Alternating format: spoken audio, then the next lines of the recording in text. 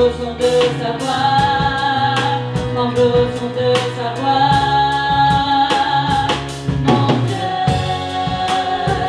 est plus grand, chante avec moi. Mon Dieu est plus grand, tout est verra que Dieu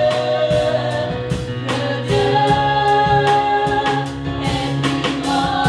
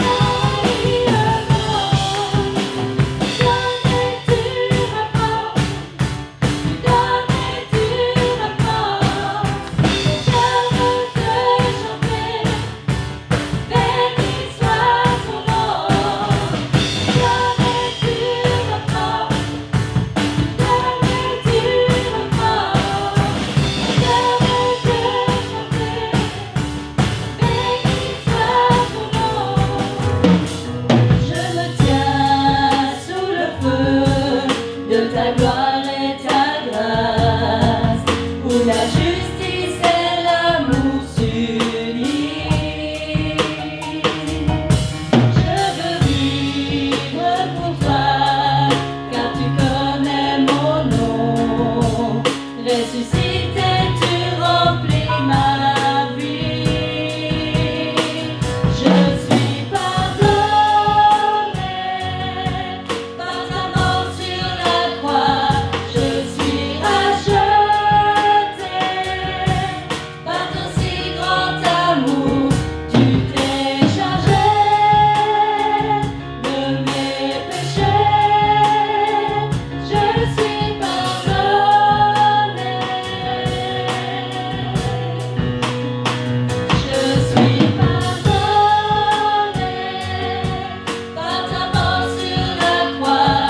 Je suis racheté par ton si grand amour. Tu t'es chargé de mes péchés. Je suis pardonné.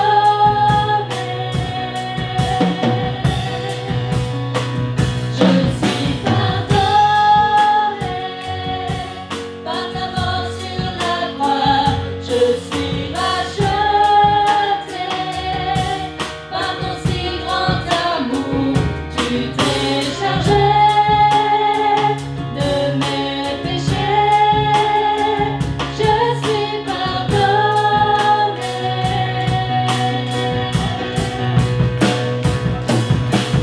À la croix, tu me prends dans tes bras. Cette grâce et cet amour que tu répands sur moi. Tu t'es chargé de mes péchés. Je suis pardonné.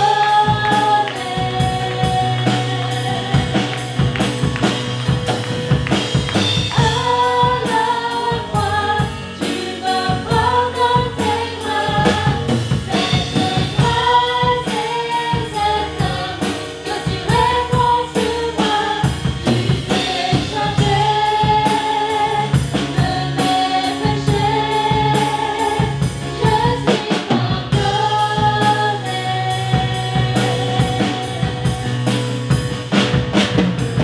À la croix, tu me prends dans tes bras. Cette grâce et cet amour que tu répands sur moi. Tu t'es chargé de mes péchés. Je suis pardonné.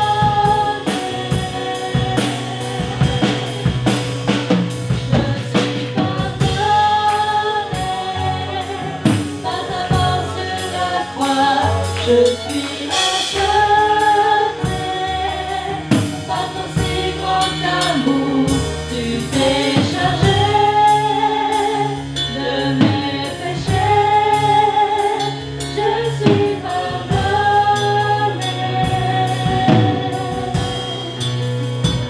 Je suis pardonné par ta mort sur la croix. Je suis racheté par ton si grand amour. Tu t'es chargé de mes péchés. Je suis pardonné.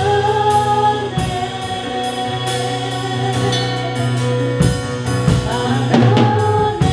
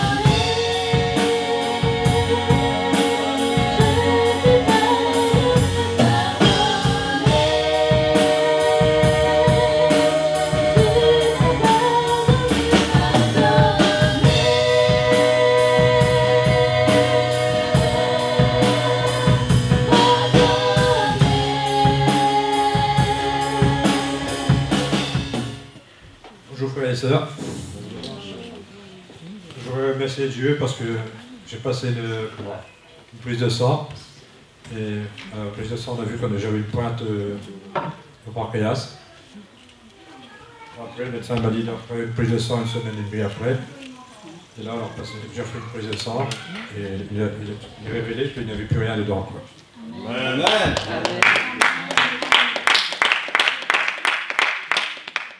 Et je voulais dire aussi, parce que le pasteur a aussi parlé, pas des phrases, comme ça, ça parlait. C'est question de faire des erreurs, quoi. Ah, vous m'entendez? Vous m'entendez? Dans le micro, C'est oui. déjà mieux.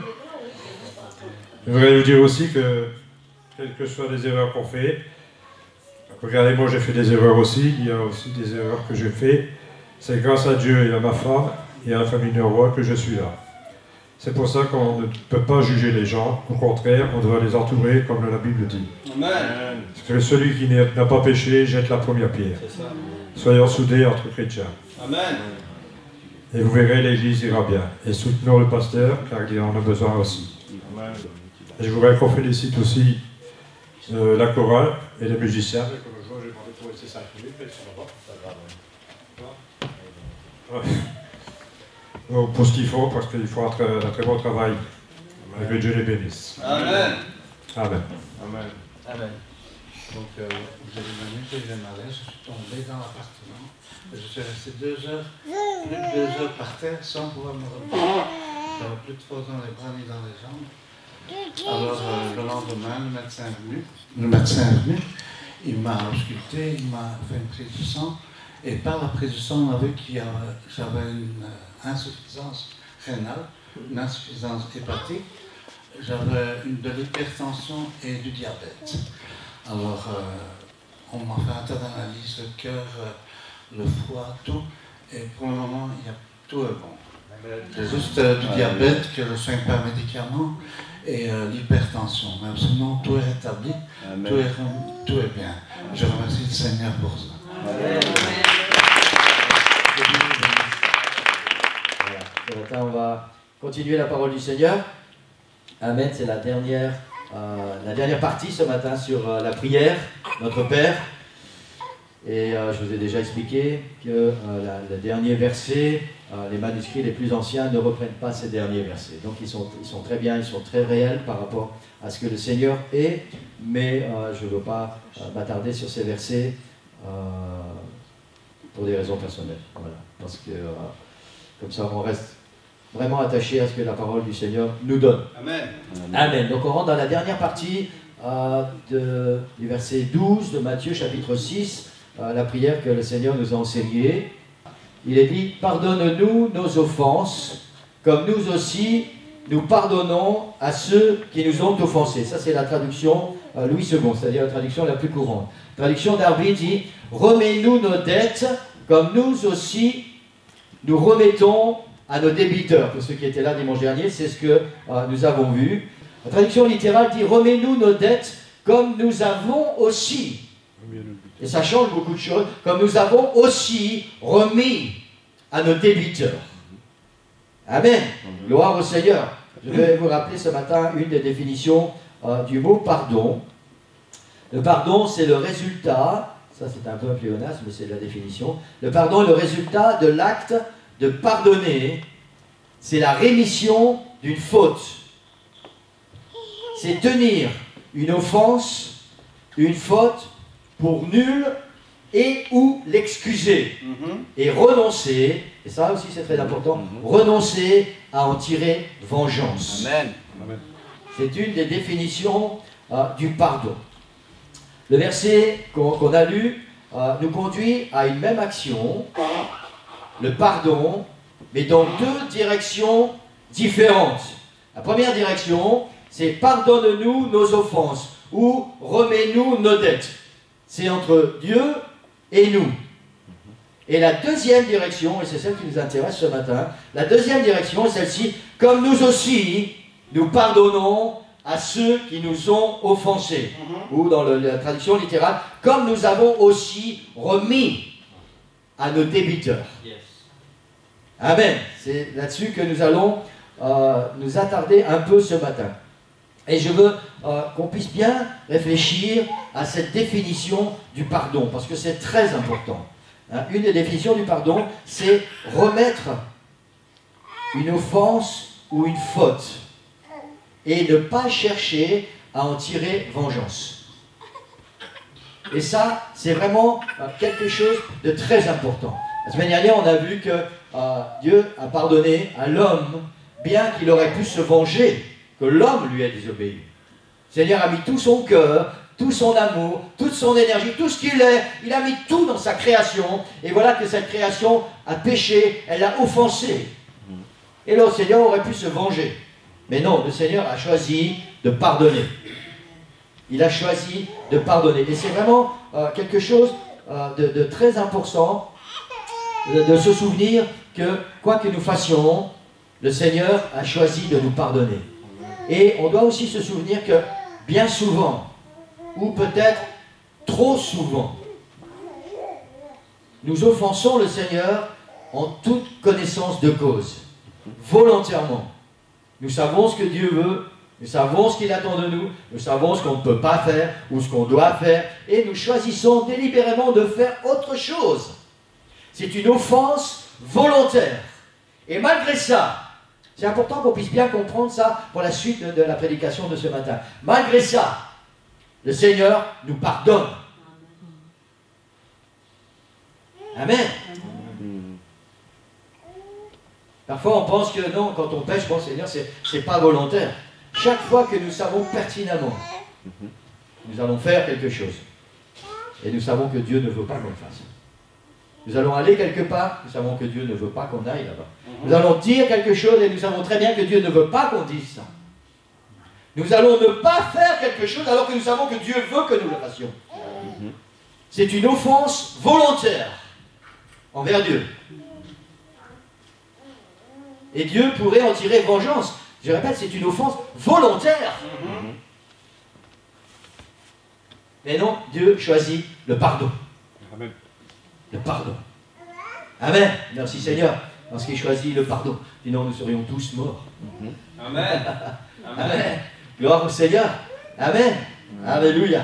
Gloire au Seigneur. Nous ne méritons pas le pardon de Dieu, et pourtant, il nous l'accorde comme une grâce, sans chercher à tirer une quelconque vengeance. Amen. Amen. Amazing grace. Alléluia. Gloire au nom du Seigneur. On a vu la semaine dernière, Romains 6, 23, il est dit, car le salaire du péché, c'est la mort. Mais le don gratuit de Dieu, c'est la vie éternelle en Jésus-Christ.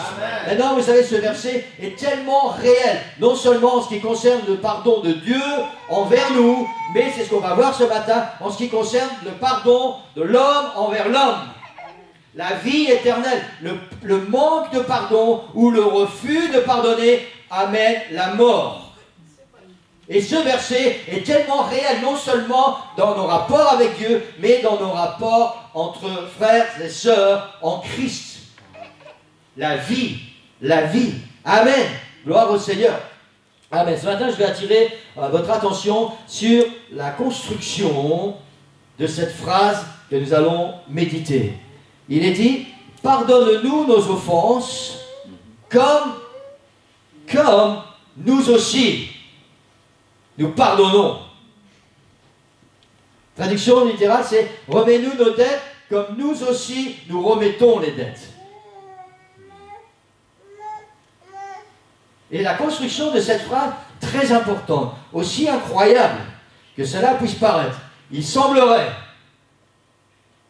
j'ai bien dit, il semblerait que l'exemple, c'est nous, et Jésus agit par rapport à ce que nous allons faire. Et c'est exactement ce qui se passe, et on va voir dans la suite que c'est exactement ça. On pourrait traduire cette phrase, cette pensée que Jésus a donnée dans la prière.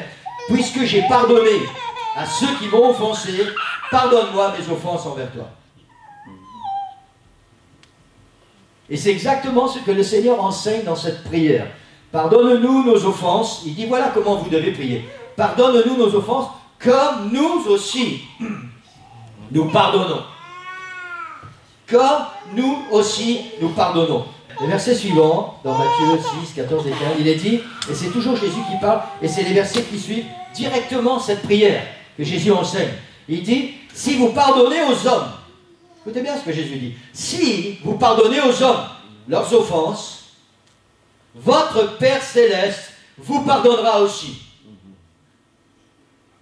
Et il continue, mais si vous ne pardonnez pas aux hommes, votre Père ne vous pardonnera pas non plus vos offenses. Ça veut dire que le pardon dont nous avons besoin devant Dieu dépend du pardon que nous allons donner. Amen. La Bible est très claire et je pense que ces versets sont on ne peut plus clairs. Si tu ne pardonnes pas, Dieu ne peut pas te pardonner. Waouh!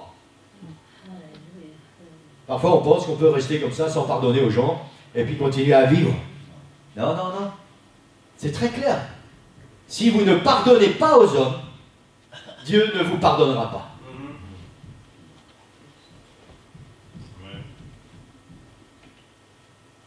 Je crois que cette déclaration de Jésus remet en question notre salut et notre marche avec lui. J'espère ce matin qu'on va découvrir quelque chose de nouveau pour notre vie spirituelle, pour notre marche avec le Seigneur et surtout pour que l'œuvre du Seigneur puisse grandir. Amen. Grandir parce que c'est ça qui est important. Pourquoi une telle déclaration ou comment comprendre une telle déclaration? Pourquoi le Seigneur dit, si vous ne pardonnez pas aux hommes leurs offenses, moi je ne vais pas non plus vous pardonner.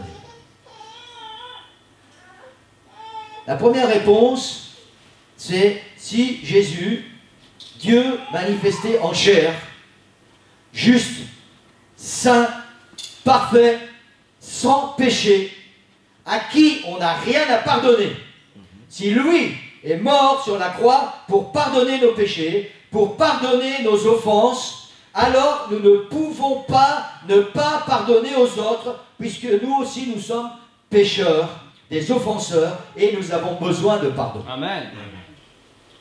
Amen. Amen. Yes. Amen. Gloire au Seigneur. Et je crois que c'est très important de pouvoir comprendre ça.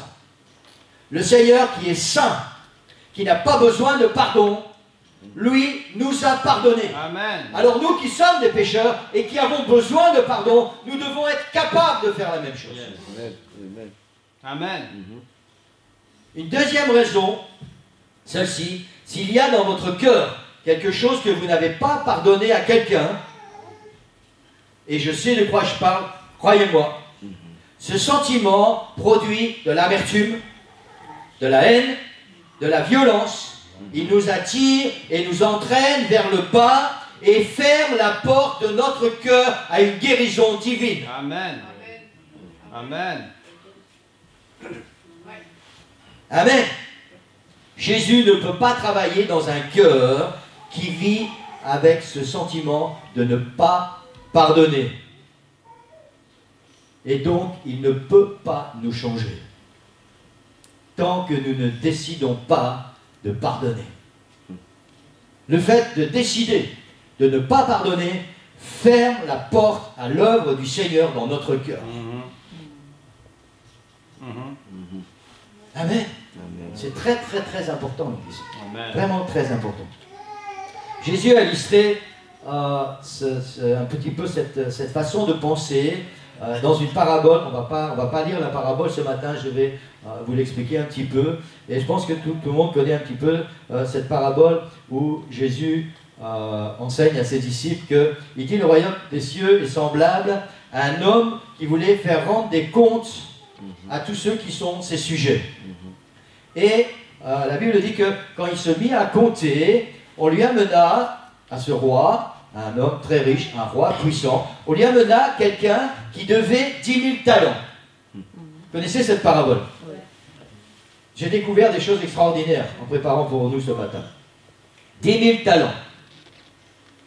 Un talent, c'est une estimation. Hein. Un talent égale 600 deniers.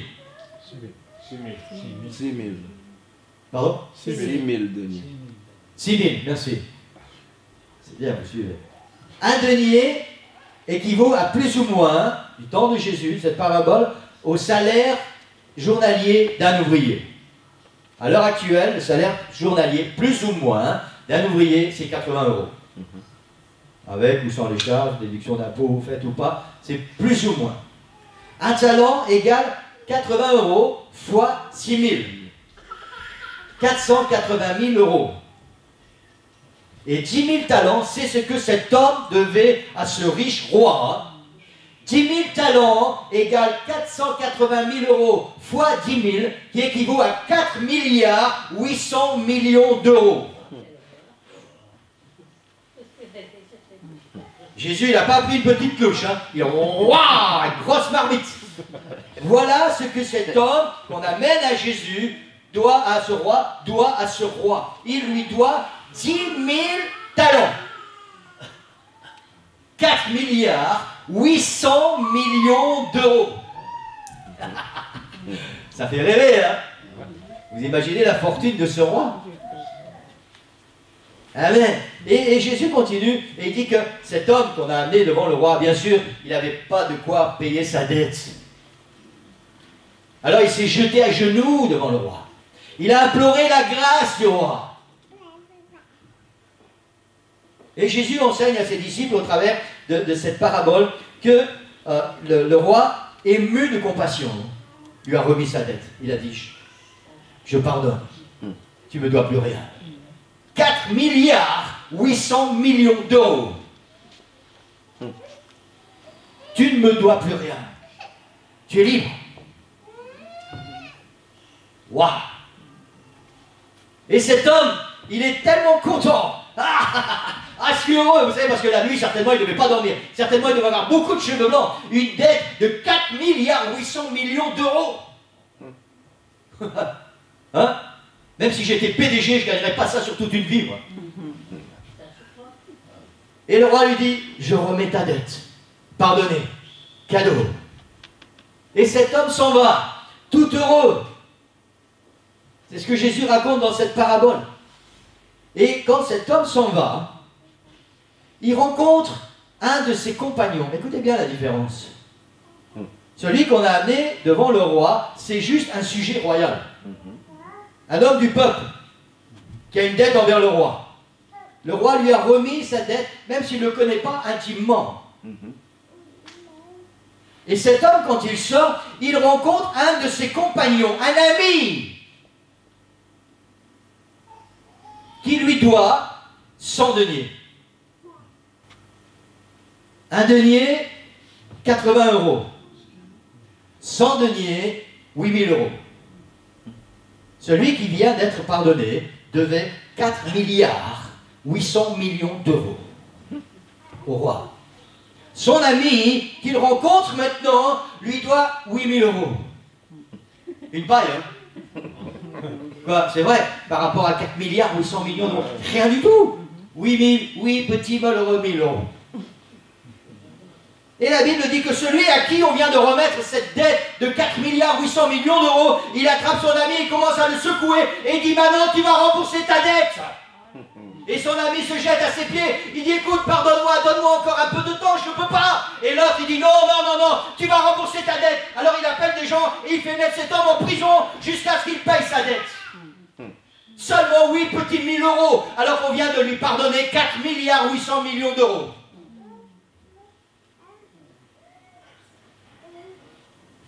Et Jésus continue sa parabole. Il dit que le roi a entendu parler de ça, parce que les gens qui ont vu ce que cet homme vient de faire, ils sont outrés. Et ils vont le rapporter au roi. Et le roi a fait arrêter cet homme, il l'a fait jeter en prison. Amen. Il l'a fait jeter en prison. La différence, Église, entre ce que cet homme qui a été présenté au roi devait et ce que son compagnon lui devait est de 4 milliards 799 992 000 €. C'est énorme. C'est énorme, Église. Pourquoi le Seigneur Jésus a-t-il enseigné cette parabole? Parce que le Seigneur veut nous faire comprendre que notre dette envers lui, elle vaut bien plus que 4 milliards 800 millions d'euros. Notre dette est inestimable et il nous est impossible de la payer. Le salaire du péché, c'est la mort. Il est impossible pour nous de payer notre dette.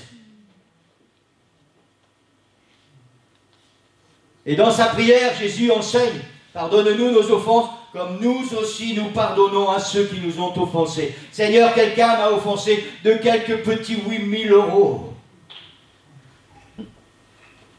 Alors je dois lui remettre sa dette. Je dois lui pardonner. C'est ça que cette parabole veut dire. C'est ce que le roi a dit à cet homme. Il dit, méchant serviteur, je t'avais remis en entier ta dette parce que tu m'en avais supplié. Ne devais-tu pas aussi avoir pitié de ton compagnon comme moi j'ai eu pitié de toi?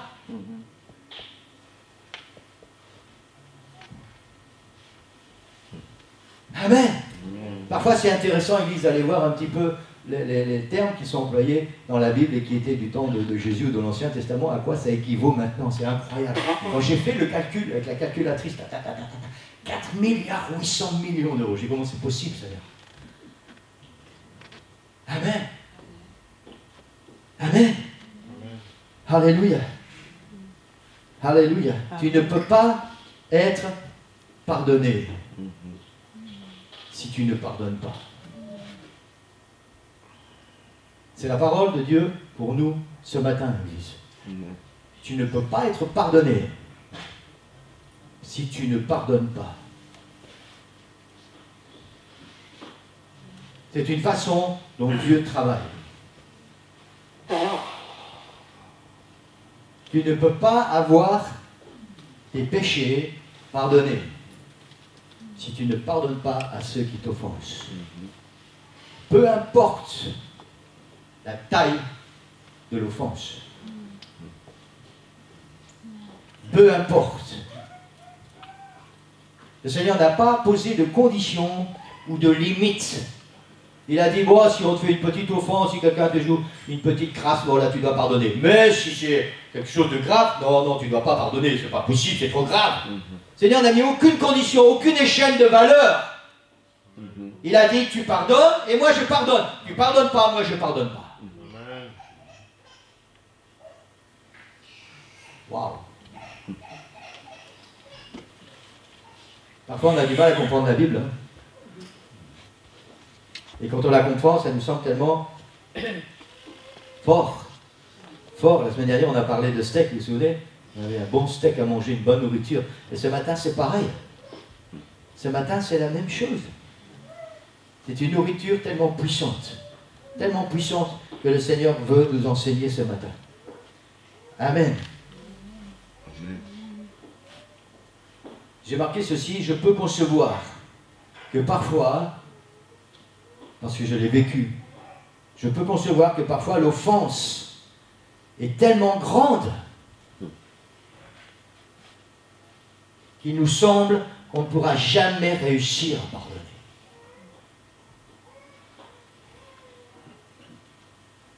Ça peut arriver.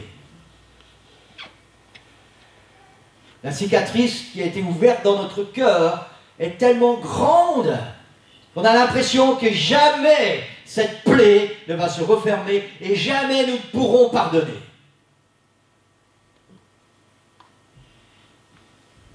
Et pourtant, Jésus dit, si vous pardonnez aux hommes, moi je vous pardonnerai. Amen. Le Seigneur n'a mis aucune échelle de valeur. Quelle que soit l'offense, quelle que soit l'offense, c'est très important, Église. Maintenant, c'est vrai que si quelqu'un,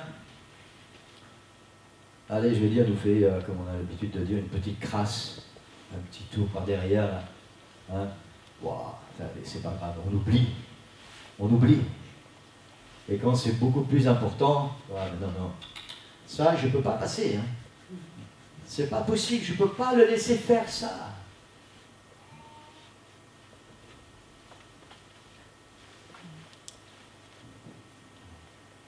Vous savez, c'est comme si le Seigneur, quand il est monté sur la croix, il a regardé tous les êtres humains, parce qu'il vit dans l'éternité. Donc il nous voyait déjà quand il était sur la croix, il nous voyait là aujourd'hui. Et il avait regardé, il dit, oh, sur Linda, wow, elle a juste fait 2-3 petits péchés dans sa vie. Ah, sur Linda, je lui pardonne. Mais le pasteur, non, wow, oh, celui-là, non, non, non, non, il a fait tellement de choses, je ne peux pas lui pardonner, je ne peux pas mourir pour lui. C'est pas possible. Quand Jésus est monté sur la croix, il n'a pas regardé l'intensité de nos péchés. Il a dit, je pardonne. Amen. Amen. Amen. Et quand Jésus a enseigné ses disciples, quand ils lui ont dit, Seigneur, enseigne-nous à prier, il a dit, voici comment vous devez prier. Pardonne-nous nos offenses, remets-nous nos dettes, comme nous aussi nous remettons à ceux qui nous ont offensés.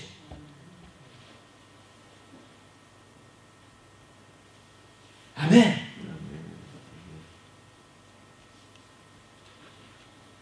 Dans beaucoup de cas,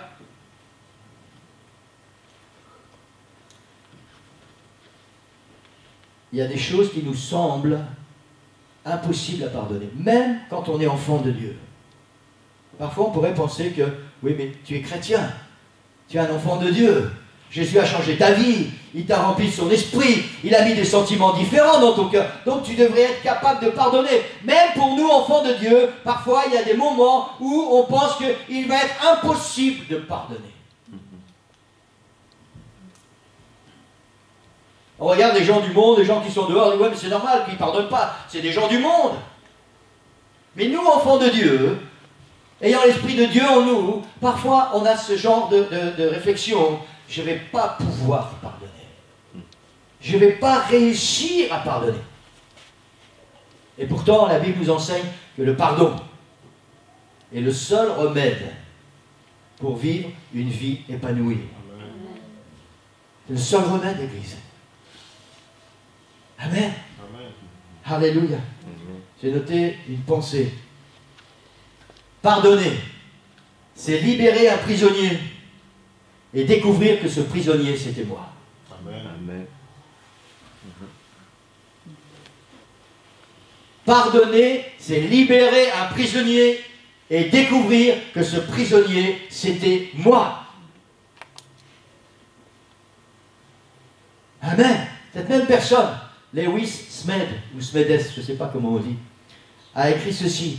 Le pardon est l'invention de Dieu pour mettre un terme à l'injustice et à la souffrance dans un monde où les gens, malgré les meilleures intentions, ne réussissent pas à faire la paix et à cesser de se détruire mutuellement.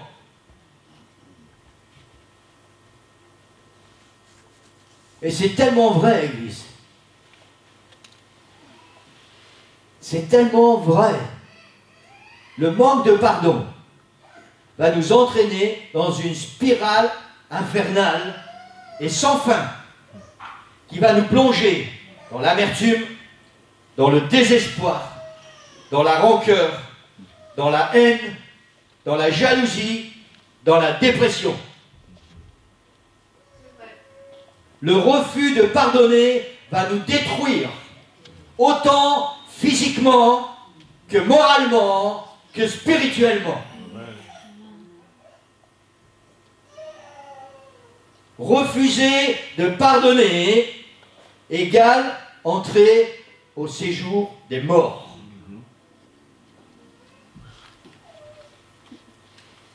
C'est pour ça que la Bible nous enseigne que nous devons pardonner. Pardonne-nous nos offenses comme nous aussi nous pardonnons à ceux qui nous ont offensés. L'homme crie justice, vengeance. Dieu crie pardon, amour. Amen. Et c'est tellement différent et la destinée est tout à fait opposée. Alléluia. Amen. Alléluia. Dieu crie pardon, amour. Le refus de pardonner est une arme utilisée par le diable pour diviser et détruire l'Église. La Bible enseigne qu'un royaume divisé contre lui-même ne peut pas subsister. Amen. Si l'Église de Jésus-Christ est divisée, elle ne peut pas aller de l'avant et elle ne peut pas être victorieuse. Et pour que l'Église soit unie et pour qu'elle soit victorieuse et pour qu'elle aille de l'avant, il faut qu'elle apprenne à pardonner. Même si parfois c'est lourd, même si parfois c'est difficile, même si parfois ça demande beaucoup d'efforts et beaucoup d'heures sur les genoux. Pour dire, Seigneur, donne-moi la force et le courage de pardonner. Parce que croyez-moi, il faut du courage pour pardonner. Il faut prendre sur soi et dire, je veux sortir de la situation dans laquelle je me trouve. Je suis en train de mourir et je veux vivre à nouveau. Il faut du courage pour pardonner. Amen. Amen. Alléluia. Voilà pourquoi Jésus a enseigné cette prière, Église. Amen. Il a donné sa vie et pardonné nos péchés, nos offenses, pour que l'Église triomphe de l'enfer. Pour qu'en son nom, dans le nom de Jésus, les chaînes tombent et pas pour que nous soyons enchaînés par le refus de pardonner.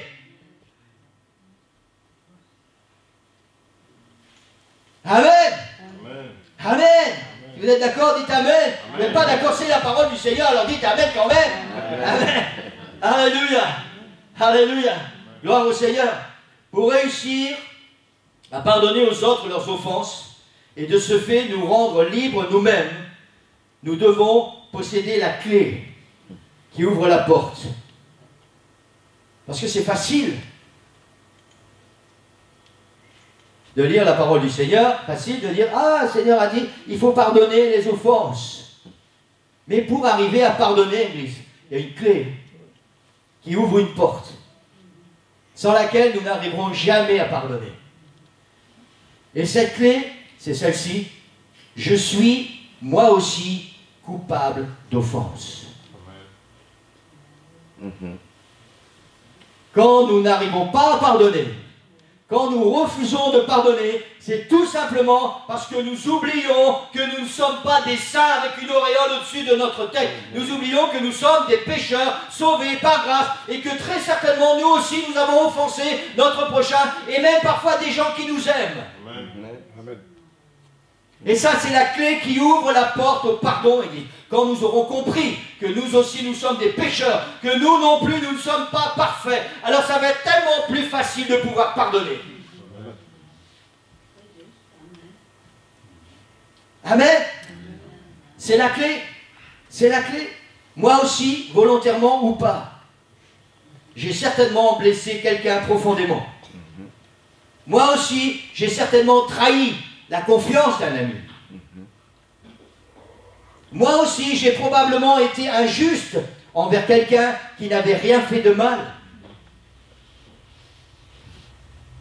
Moi aussi, je suis coupable et j'ai besoin d'être pardonné.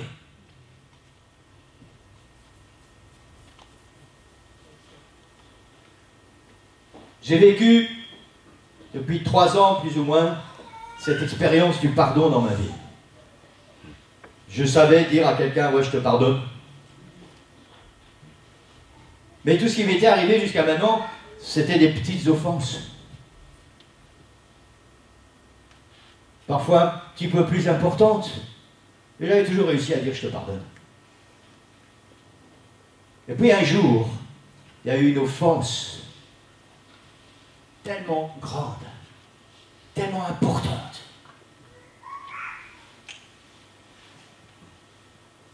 que j'ai dit à mon cœur, ça, tu ne peux pas pardonner.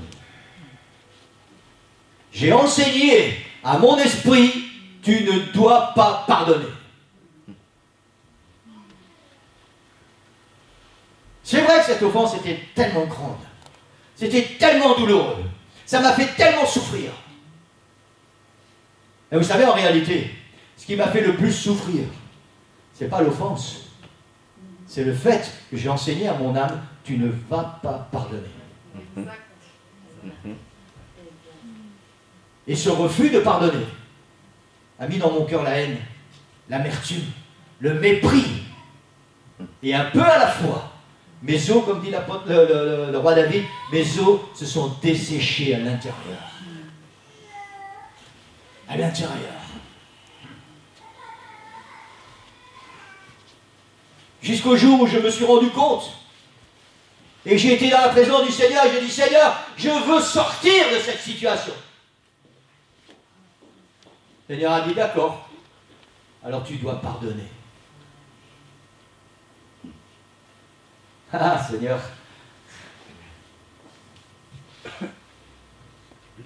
Mais je voulais sortir. Alors j'ai dit, ok Seigneur, je prends ta main et on va y aller ensemble.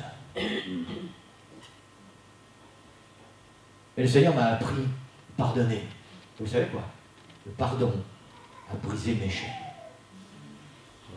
Le fait que j'ai pardonné m'a rendu libre. Mais tellement plus que ça, Église. Tellement plus que ça. J'ai tellement médité sur cette situation. Et le Seigneur a mis dans mon cœur, tu dois pardonner, parce que toi aussi tu es coupable. Alors j'ai médité sur ces paroles. Toi aussi tu es coupable. Toi aussi tu es coupable. Et j'ai laissé le Seigneur travailler dans mon esprit. Et il y a tellement de situations qui sont revenues dans mon esprit. Où le Seigneur m'a dit, tu vois là, tu t'es pas rendu compte. Mais là, tu as blessé mon enfant. Un de mes enfants. Quelqu'un qui t'a rien fait. Tu l'as blessé. Et lui, tu lui as jamais demandé pardon.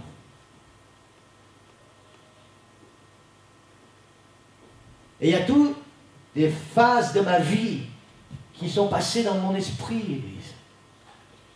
Où le Seigneur m'a dit, regarde là ce que tu as fait. Regarde là ce que tu as fait. Regarde là comment tu as offensé quelqu'un.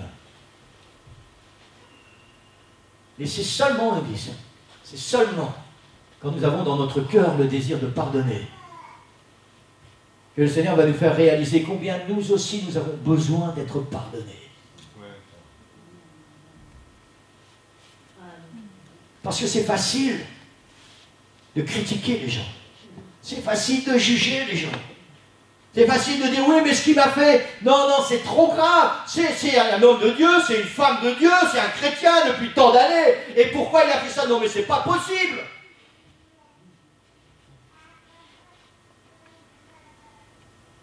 Et là, le Seigneur dit, regarde à l'intérieur. Tout ce que moi j'ai fait pour toi. Hein. Et pourquoi toi tu fais ça alors?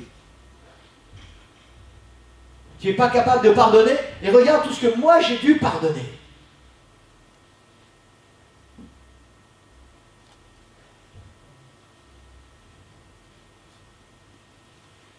Moi aussi je suis coupable et j'ai besoin d'être pardonné.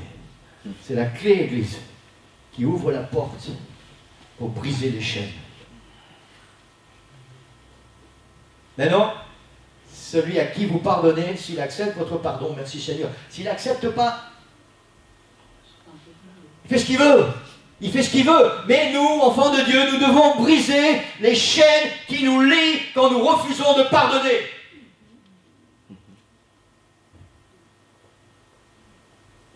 Ce qui nous regarde à nous, c'est pas comment la personne concernée, celle qui nous a blessés, si elle va accepter ou pas notre pardon. Ça ne nous regarde pas. Nous devons pardonner. Pardonne-nous nos offenses comme nous aussi nous pardonnons à ceux qui nous ont offensés. Le reste, c'est entre Dieu et les autres. Et ça ne nous concerne plus. J'ai terminé ma prédication. Un jour, je pense que c'est Pierre. Cindy, tu peux venir si tu veux. Pierre a dit à Jésus, parce que Jésus enseignait sur le pardon, et Pierre a dit à Jésus, mais Seigneur, vous savez, Pierre, il voulait toujours entendre des choses qu'il avait envie d'entendre. Et certainement que ce jour-là, Pierre, c'était un impulsif, hein, il parlait toujours trop vite. Et après, il a dit, j'aurais pas dû parler. Il dit, Jésus, combien de fois je vais devoir pardonner à mon frère lorsqu'il va pécher contre moi? Parce que Pierre, c'était un homme impulsif, c'était un homme, un grand gaillard, et il n'avait pas envie de pardonner vraiment. Hein, et il voulait entendre que Jésus lui dise, bah, ça dépend ce que les hommes vont te faire. Combien de fois je vais devoir pardonner?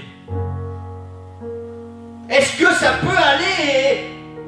Pierre, il s'est déjà fait énorme. Est-ce que ça peut aller, Seigneur, jusqu'à 7 fois? T'imagines? Est-ce que je peux pardonner jusqu'à 7 fois?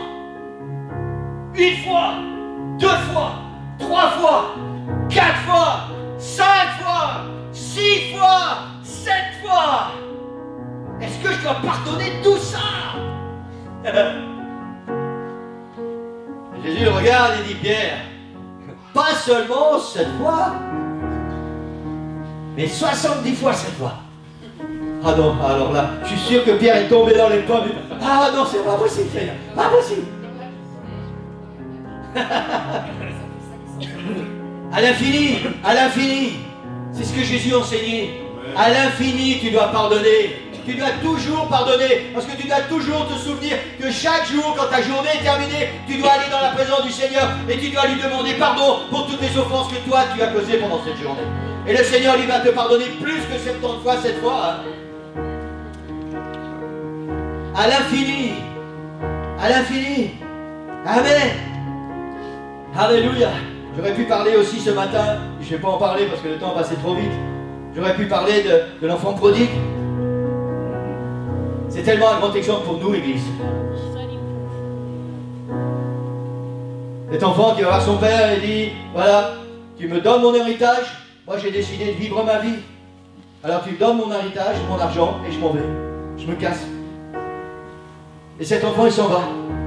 Et il va gaspiller, dilapider tout l'argent familial. Il va tout gaspiller. Il y a l'autre frère qui lui est là, il reste bien sage, bien soumis à papa. Et il continue à travailler comme un malade, il s'occupe de la ferme. Et tout ce que papa demande, il le fait, tout. Il est soumis, bien. Et certainement que quand il pense à son frère, il dit c'est un lâche, c'est un vaurien, il est parti gaspiller notre fortune. Qu'est-ce qu'il fait maintenant, hein? Il est en train de gaspiller notre argent où? Dans les casinos, avec les femmes. Qu'est-ce qu'il fait? Il est en train de tout gaspiller, tout dilapider. Et il y a des mauvais sentiments qui sont dans son cœur. Et ça, c'est certain, parce qu'on voit sa réaction quand son frère revient. Vous savez, les sentiments du papa. Parce que d'après la parabole de Jésus, le papa, tous les jours, il attendait une seule chose.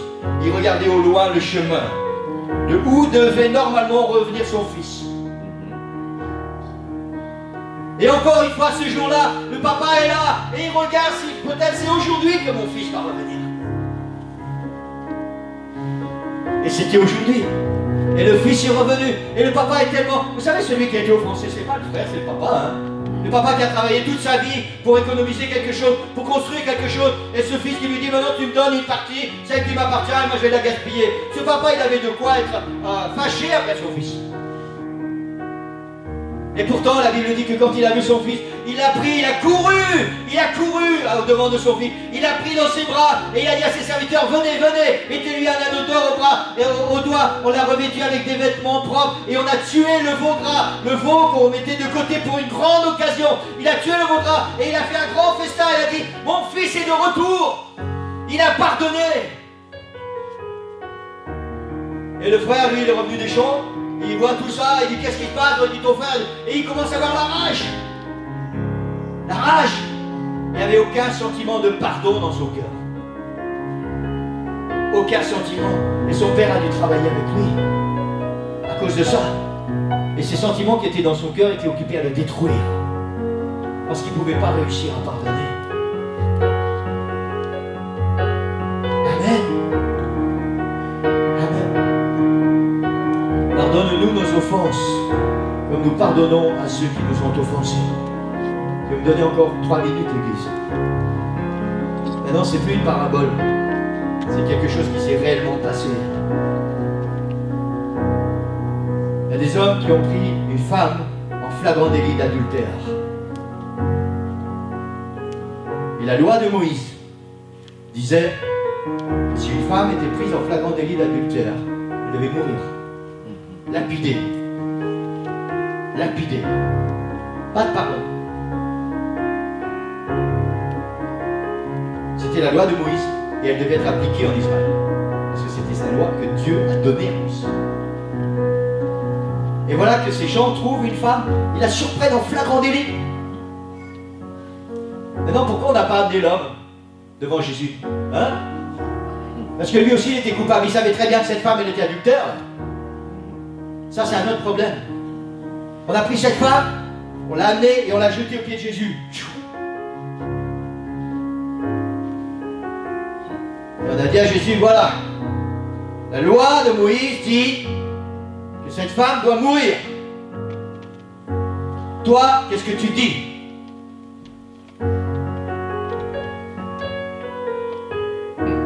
La Bible enseigne que Jésus est occupé à écrire sur le sol avec son doigt. Personne ne sait ce qu'il écrivait. Personne ne le sait. J'ai déjà entendu tellement de choses hypothétiques là-dessus. On ne sait pas ce que Jésus écrivait.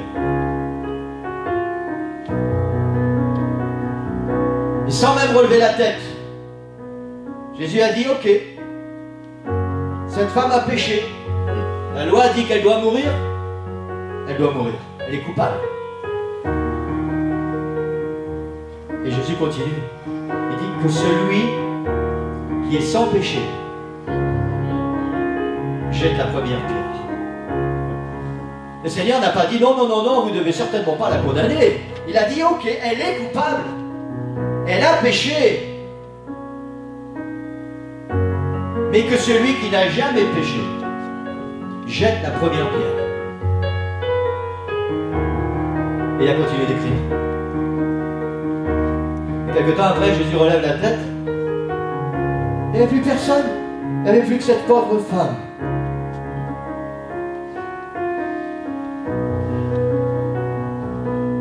Jésus lui a dit, ils ne t'ont pas condamné, moi non plus, je ne te condamne pas. Va, mais ne pêche plus. Ce qui s'est passé, c'est que ces gens, leur conscience les a accusés. Ils se sont rendus compte que en fait, ils ne pouvaient pas vraiment punir cette femme parce qu'ils étaient aussi coupables qu'elle. Aussi coupables. Et que eux aussi avaient besoin du pardon.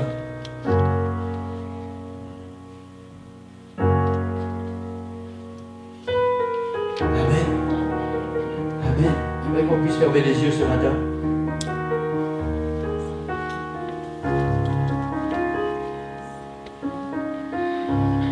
Quelqu'un dans ce lieu ce matin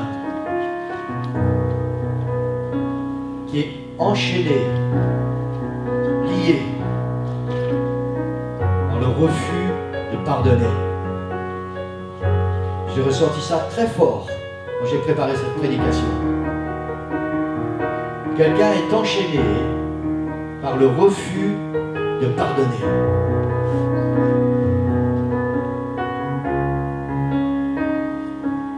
Ces sentiments qui sont dans ton cœur t'entraînent toujours un peu plus vers la mort spirituelle et vers la déchéance physique.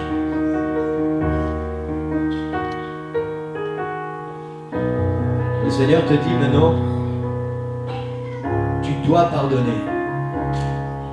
Parce que moi je veux te pardonner.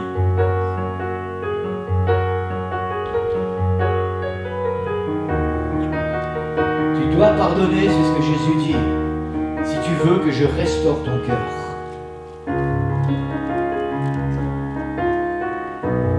Ce matin, je ne sais pas ce qu'il y a dans votre cœur, mais je sais la parole que j'ai reçue. Tu peux briser cette chaîne de refus de pardonner et sortir libre de ce lieu. C'est toi qui as la clé dans tes mains pour ouvrir cette porte vers le bonheur et le pardon que Dieu va t'accorder lui aussi.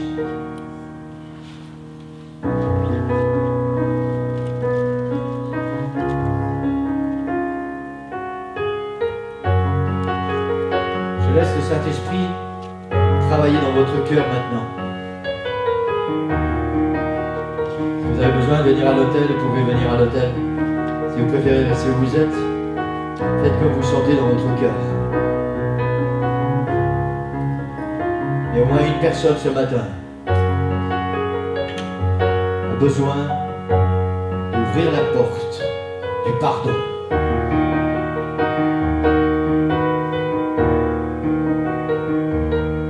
Toi aussi tu as besoin d'être pardonné. Toi aussi tu es fautif. Toi aussi tu as blessé. Toi aussi tu as trahi. Toi aussi tu as offensé. Et le Seigneur veut pardonner tout ça. Et il va le faire quand toi tu auras pardonné. Tu dois quitter ce lieu libre ce matin. Briser cette chaîne maintenant. Au nom de Jésus, tu dois briser cette chaîne.